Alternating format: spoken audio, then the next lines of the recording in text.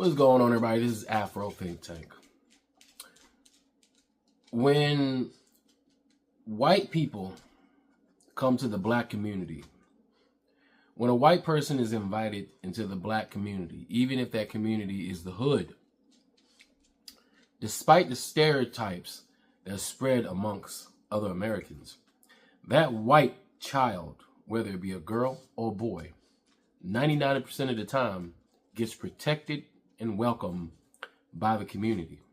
If there's a festive event, that white person will be protected by the people that invited them and the community that they're a part. Once they see that they're there, once we see them participate in our activities, meaning you've eaten the food placed in front of you, you've danced to the music that was presented to you, you become within that event part of the family, right? And you can be sure that you'll be safe.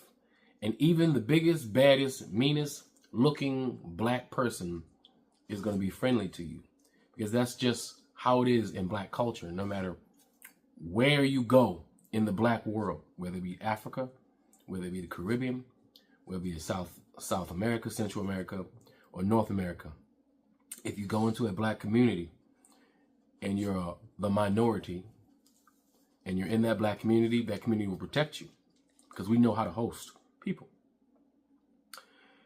But it's not the same way around in white communities. It's not the same way at all. You see, when you go into a white community, when one black person goes into a white community and he goes to an event, it's a great possibility that those white people, once they've started to ramp up their activities of getting drunk, getting high, and doing the things they like to do within their gatherings, they tend to become hostile towards any outside group that's participating in their activities. This is an historic fact, and this shows the great difference between these Neanderthal barbarians and us human beings, us black people. You see, a little 14-year-old white girl can go to a black hip-hop party, have a good time, dance, drink, and be protected and sent on her way at the end of the event. But a 14-year-old boy or girl goes to a white event, maybe one of those country events that the white people, this culture that they're so proud of, which consists of listening to black people music, right? And participating in black things with white faces wrapped around it. They get hostile. They take that opportunity to take advantage of the numbers that they have, because now there's only one black person. Now all their insecurities, while they're watching that same TV we watch, where they see nothing but black success on the TV, or they turn on the radio, they hear nothing but black success, or they get on the internet and they see nothing but black success, despite the supposed white supremacy that they're supposed to enjoy. Here comes this black person with the nerve to participate in their whitewashed black history that they got going out in the country. So they would do things that comes natural to them, as the same blood of their ancestors runs through their vein. And in this instance, these white boys found it entertaining to threaten and call this black boy out of his name, who for some crazy reason was participating in this Neanderthal event, which somebody in his orbit, in his circle, should have told him that's probably not a good idea. But because of it, this boy is traumatized for probably going to be the rest of his life. He'll be affected by this. To be in a group who he thought accepted him, and who knows what kind of codes he had to break in order to be accepted to that point. Or was he being tricked to be brought along as the entertainment of these white boys who clearly see black people as a threat, unless there's a whole bunch of them. Well, in this video, you're going to see a bunch of clearly big white guys who are clearly older, bigger, and stronger than this one black boy. But it still takes several of them in there to get that mob mentality and to say, what's a good idea? Let's call this little black boy, who's a threat to no one here, let's call him the N-word. Let's do what comes naturally to us, and let's just let it all out. And let's just be who we are naturally, now that we done had a couple drinks, because this one black guy, he can't harm us. Let's threaten him. Let's harm him and threaten his life.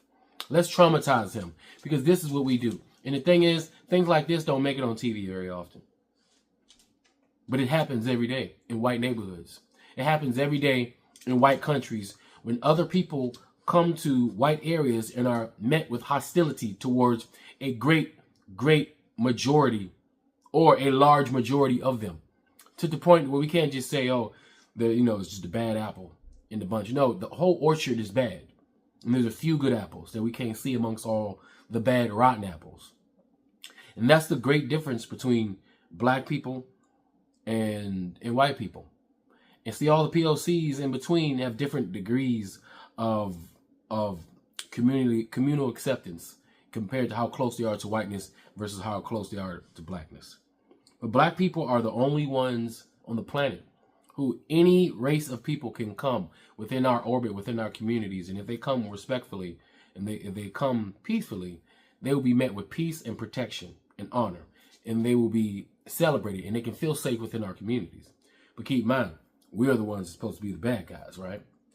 And no one's afraid of the white person who history has shown anybody who's not white goes into their communities, they will almost guarantee be met with hostility and danger, even to the point of mortality and risk of bodily harm. It's sad, but they are culturally consistent when it comes to the rejection of anything that's not them, with need to kill, destroy, maim, or harm anything that's not them, because as a group of people with such a low self-esteem, they project a lot of their insecurities on everybody that's not them, while convincing themselves that they are, in fact, superior. Sad state of being, but these are the Neanderthal barbarians that we live with, and we have to be smart when it comes to our children and allowing our children to hang around them in great numbers, because we know what white people do when they are in great numbers. They become very bold, and they become native, and they become very much who they truly are. Anyway, you guys tell me what you think about this in the comment section. This is Afro Think Tank. Learn something, teach something. I'm out. This is Trump's America. So a gang of violent white teens were caught on video yelling racial slurs and attacking a 14-year-old black kid, trying to put him into a meat grinder. This took place at a barn party in Wisconsin, and the media is barely even talking about it. Check out this video.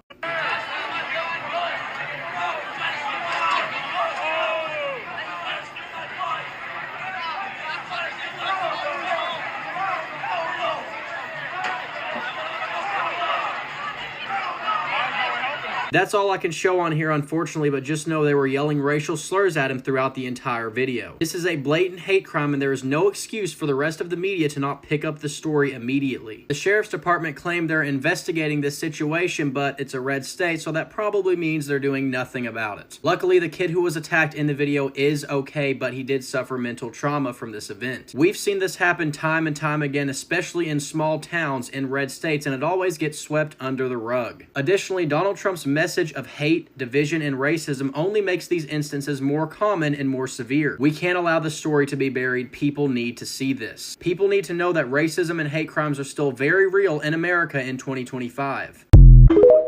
Free Sudan! Boycott diamonds and gold! Free Sudan! Boycott diamonds and gold! We most definitely cannot forget about the people of Sudan! Wait. Before you go, for all my subscribers and philanthropists out there, I'm building a solar power community water bowl system in Nigeria. It's going to cost between $5,000 and $6,000. I'm trying to raise money. If you want to participate and help me build this solar power water system, please donate to the Cash App and put solar water in the notes. Solar water in the notes. I'll put PayPal, Stripe, and Zelle. Anyway, thank you. That's all I got to say. It's Afro Think Tank. Learn something, teach something. I'm out.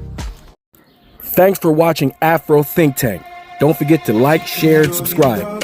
And follow me on Substack and Patreon for more content. Remember, it's Pan-Africanism or nothing.